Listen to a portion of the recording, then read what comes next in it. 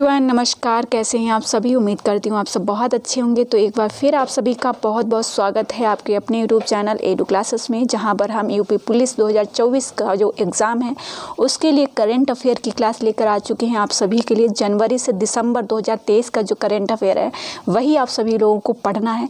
और मैं आप सभी को यहाँ पे जो जनवरी से दिसंबर का करंट अफेयर उसके 800 क्वेश्चन प्रोवाइड कराने वाली हूँ। और आपको पता है कि एग्ज़ाम में आपके लगभग 15 से 20 प्रश्न आपको करंट अफेयर के देखने को मिलेंगे। और मैं यहाँ पे जो क्वेश्चन कराने वाली हूँ संभवतः है यहाँ से ही प्रश्न बनेंगे, आप सभी को देखने को मिलेंगे। क्योंकि जब एग्ज़ाम होगा तो मैं अब जब एग्ज़ाम हो जाएगा उसके बाद मैं आपको दिखाऊंगी कि किस तरीके से यहाँ से प्रश्न आए हुए हैं। तो विशेष ध्यान आप सभी को इन क्वेश्चन पर देना है और नोट डाउन भी करना है। यदि आप तैयारी कर रहे हैं तो थोड़ा सीरियस होकर करना, क्योंकि आप सभी के लिए एक सुनहरा अवसर है। इसको हाथ से जाने मत दीजिएगा, क्योंकि आपको पता है पहली बार ऐसा हो रहा है यूपी पुलिस एग्ज़ाम में कि आपको साथ ही साथ डेट दी गई है एग्ज़ाम की, जो रिटन एग्ज़ाम लगा हुआ है कि फार्म भरने से कुछ ही महीने बाद आपको, कुछ ही महीने क्या, आपको 50 दिन के बाद आपको एग्ज़ाम भी देखने को मिलता है। नहीं तो क्या होता है कि नेक्स्ट ईयर फॉर्म अप्लाई होता है और अगले साल आपका एग्ज़ाम होता है। मतलब 2-2 साल तक एग्ज़ाम पड़े रहते हैं, होते ही नहीं हैं। तो आप सभी के लिए एक सुनहरा अवसर है कि आप अच्छे से प्रिपरेशन करें और सामने ही आपका एग्ज़ाम है। पूरे जुनून से और जोश से और बहुत ही सतर्कता से आप यदि परीक्षा की तैयारी करेंगे तो आपको निश्चित सफलता मिलेगी। क्योंकि इतना कठिन भी नहीं है, लेकिन यदि आप ध्यान से तैयारी करेंगे तभी आप सफल होंगे। ठीक है, तो चलिए आगे बढ़ते हैं। और उम्मीद है आप सभी के लिए एक बहुत ही हेल्पफुल क्लास है ये। कल जैसे मैंने आप सभी को एक क्लास प्रोवाइड कराई थी, जो मैंने सैन्य अभ्यास आप सभी को पढ़ाए थे, तो वहाँ से भी संभवतः एक प्रश्न आपको ज़रूर देखने को मिलेगा। तो चलिए आज की इस क्लास में जो हम प्रश्न लेकर आए हैं उनको डायरेक्ट हम पढ़ेंगे, क्वेश्चन और आंसर। क्योंकि ज़्यादा टाइम मैं आपका नहीं लेना चाहती हूँ। मैं चाहती हूँ कि मेरे जो भाई बंधु तैयारी कर रहे हैं वो रिवीजन करें, पढ़ें और रिवीजन करें। जितना ज़्यादा आप रिवीजन करेंगे उतना ही अच्छा स्कोर होगा। और आपको पता है जिसका जितना अच्छा स्कोर होगा उसके उतने ही सफल होने के चांस रहेंगे। ठीक है, तो रिवीजन बहुत ज़्यादा करिएगा। कम पढ़ें लेकिन रिवीजन ज़रूर करें। ठीक है, क्योंकि ऐसा होता है कि हम पढ़ते तो हैं लेकिन एग्ज़ाम में हमें वो चीज़ें याद नहीं रहती हैं, इसलिए रिवीजन करना बहुत ज़रूरी होता है। तो चलिए पहला क्वेश्चन हमारे सामने है कि किस भाषा के लेखक पेरुमल मुरुगन ने वर्ष 2023 का जेसीवी अवार्ड जीता है। याद रखिएगा, पेरुमल मुरुगन जो है 2023 का जेसीवी अवार्ड जीता है तमिल भाषा में।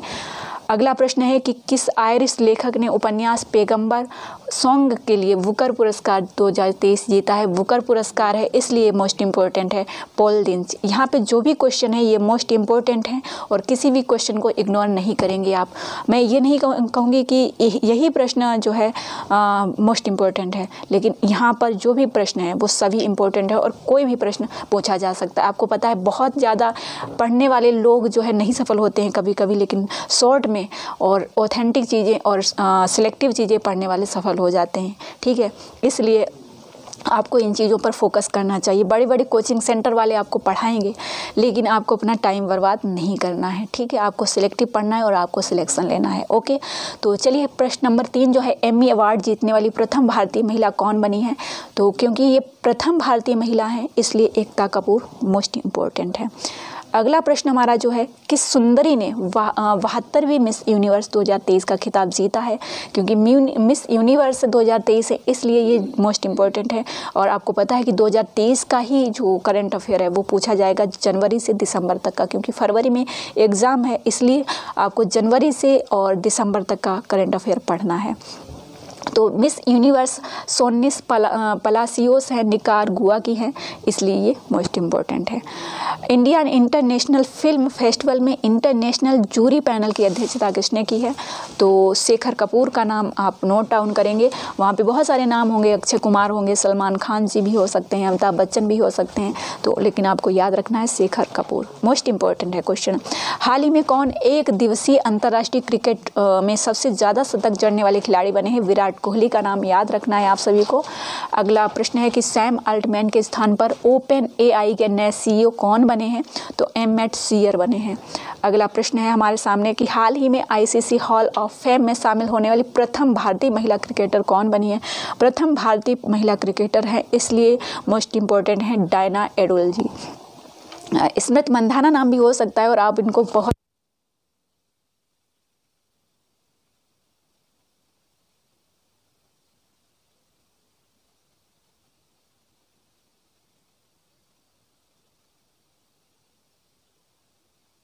चलिए अगला प्रश्न हमारा है, केंद्रीय जांच ब्यूरो सीबीआई के नए संयुक्त निदेशक कौन बने हैं? वी चंद्रशेखर बने हैं। अगला प्रश्न है, पुलिस पे कंपनी डिक्टाडोर ने दुनिया की पहली एआई सीईओ नियुक्त किया है जिसका नाम है मिका, MIK। याद रखना, पुलिस पे कंपनी है, सीईओ इसके नियुक्त किए गए हैं जिनका नाम है मिका।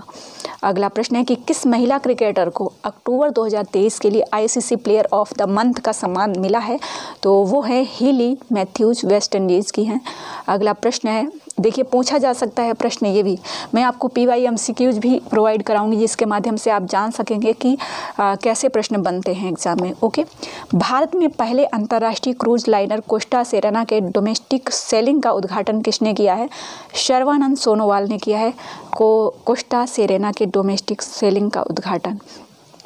अगला प्रश्न है कि 9 नवंबर को भारत के किस राज्य ने अपना स्थापना दिवस मनाया? उत्तराखंड ने, क्योंकि ये यूपी का पड़ोसी है इसलिए आपको ध्यान रखना है 9 नवंबर को इसका स्थापना दिवस था उत्तराखंड। अगला प्रश्न है कि संयुक्त सैन्य अभ्यास, कल मैंने आपको सैन्य अभ्यास पढ़ाए, 20 से 25 नाम हैं, आपको रिवीजन करना है, उनका ज़्यादा से ज़्यादा नाम आपको याद कर लेने हैं। जो थल सेना है, वायुसेना है, नौसेना के जो सैन्य अभ्यास हुए हैं उनमें मोस्ट इम्पॉर्टेंट हैं सभी, आप एक बार देख लेंगे तो वहीं से प्रश्न बनेंगे आपके, ठीक है।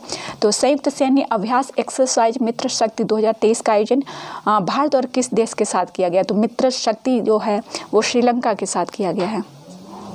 किस टीम ने सैयद मुश्ताक अली ट्रॉफी 2023 का खिताब जीता है? पंजाब ने जीता है। मोस्ट इम्पॉर्टेंट क्वेश्चन है, खेल से जो है क्वेश्चन आते हैं। अंतर्राष्ट्रीय सौर गठबंधन ISA का 95वां सदस्य कौन देश बना है? तो चिली बना है, ध्यान रखना है। किस हॉकी टीम ने वुमेन्स एशियन चैंपियंस ट्रॉफी 2023 का खिताब जीता है? भारत ने जीता है, याद रखिएगा। भारत के पहले दलित मुख्य सूचना आयुक्त कौन बने हैं? मोस्ट इम्पॉर्टेंट क्वेश्चन है क्योंकि पहले दलित मुख्य सूचना आयुक्त हैं हीरालाल सामरिया। अगला प्रश्न है कि हाल ही में कौन अंतर्राष्ट्रीय क्रिकेट में टाइम आउट के कारण आउट होने वाले प्रथम बल्लेबाज बने हैं? एजेलो मैथ्यूज श्रीलंका के हैं।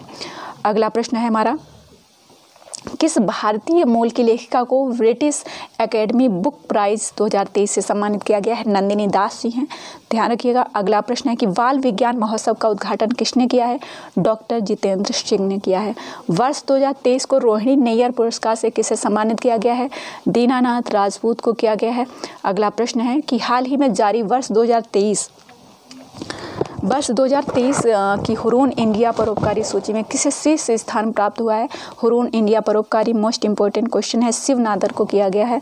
अगला प्रश्न है कि फीफा पुरुष विश्व कप 2034 की मेज़बानी कौन सा देश करेगा?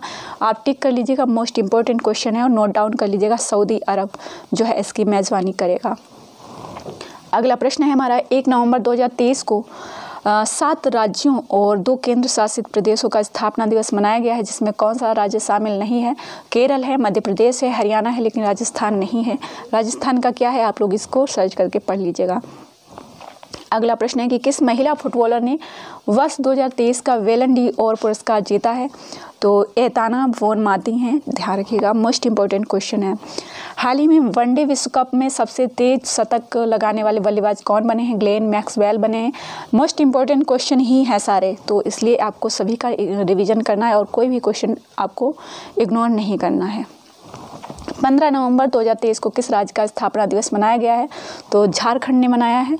अगला प्रश्न है, हाल ही में संयुक्त सैन्य अभ्यास सूर्य किरण, यदि कल आपने पढ़ा है, कल वाला जो क्लास मैंने आपको सैन्य अभ्यास का दिया है उसमें मैंने ये सभी पढ़ाए हैं। तो सूर्य किरण भारत और किस देश के बीच में आयोजित किया गया है? तो नेपाल के मध्य हुआ है। अगला प्रश्न है, ISR ने अधिक उपज देने वाली काली मिर्च की किस किस्म को विकसित किया है? उसे क्या नाम दिया गया है? तो चंद्रा नाम दिया गया है। आपसे ये भी पूछा जा सकता है कि चंद्रा किसको नाम दिया गया है? मिर्च को दिया गया है, काली मिर्च है। अगला प्रश्न है, हाल ही में भारत के महासर्वेक्षक के रूप में किसे नियुक्त किया गया है? तो हितेश कुमार हैं। अगला प्रश्न है, प्रतिवर्ष अंतर्राष्ट्रीय सहिष्णुता दिवस किस तारीख को मनाया जाता है? 16 नवंबर को मनाया जाता है।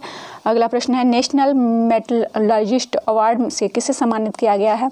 डॉक्टर देवाशीष भट्टाचार्य को किया गया है। अगला प्रश्न है, किस पुरुष क्रिकेटर को अक्टूबर 2023 के लिए ICC player of the month का सम्मान मिला है? सचिन रविंद्र जो न्यूजीलैंड के हैं उनको मिला है।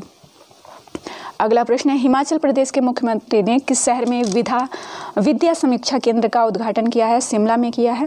अगला प्रश्न है India US defence acceleration system की पहली निवेशक बैठक का आयोजन कहाँ किया गया है? तो नई दिल्ली में किया गया है।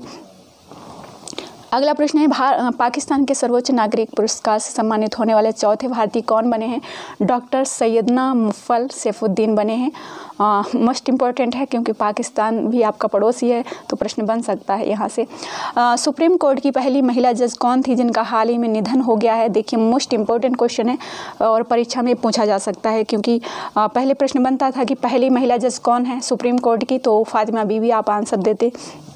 लेकिन अभी ये प्रश्न भी बन सकता है कि सुप्रीम कोर्ट की पहली महिला जज कौन थी, तो फातिमा बीवी है। लेकिन ये भी पूछा जा सकता है कि जिनका हाल ही में निधन हुआ है, तो उन्हीं का निधन हुआ है, इसलिए ये मोस्ट इम्पोर्टेंट क्वेश्चन बन चुका है, फातिमा बीवी।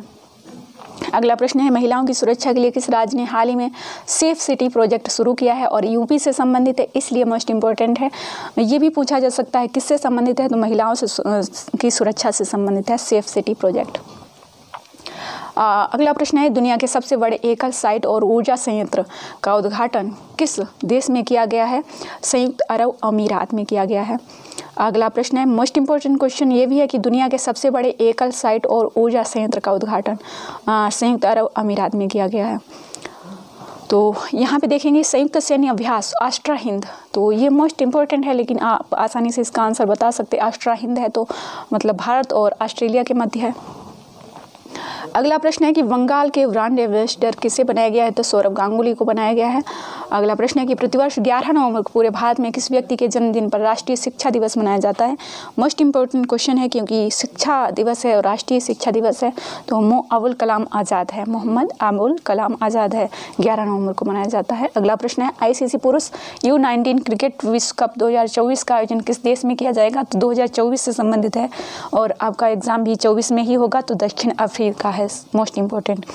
और आज का लास्ट क्वेश्चन है, ये राष्ट्रपति द्रौपदी मुर्मू ने नए भारत के लिए नई शिक्षा नाम से राष्ट्रीय शिक्षा अभियान की शुरुआत किस राज्य में की है? ओडिशा में की है। तो इन प्रश्नों को आप सभी लोग बिल्कुल रट लेंगे, रिवीजन करेंगे बार बार, और ऐसे ही मैं 800 प्रश्न आपको उपलब्ध कराने वाली हूँ इस चैनल के माध्यम से, तो जुड़े रहिएगा आप सभी लोग हमारे साथ।